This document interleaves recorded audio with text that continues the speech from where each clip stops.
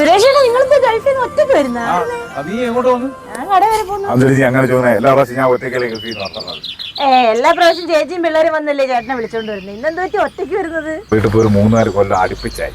അപ്പൊ ഞാൻ വിചാരിച്ചു ഇപ്രാവശ്യം എന്തായാലും അവൾക്കൊരു സർപ്രൈസ് കൊടുക്കണം. കാരണം നമ്മളെ വിവാഹ വർഷം കൂടെ ഒരുമിച്ച് വരാണ്. അപ്പൊ അവളുടെ അടുത്ത് പറയാതെയാണ് ഞാൻ വന്നത്. അപ്പൊ സുഖമാണോ? ആ സുഖം ചേട്ടാ.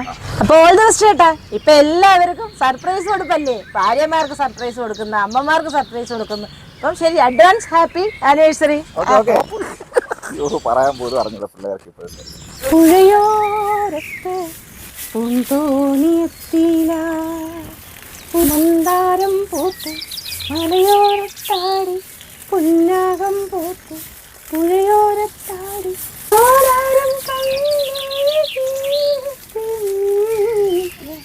എന്തൊരു പൊടി ഇത്, ഭയങ്കര പൊടിയല്ലേ ഇത്.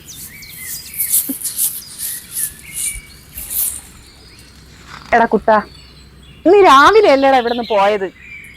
എന്നിട്ട് പിന്നെ വന്നാ? നീ എന്ത് മിണ്ടാ വയ്ക്കുന്നത്?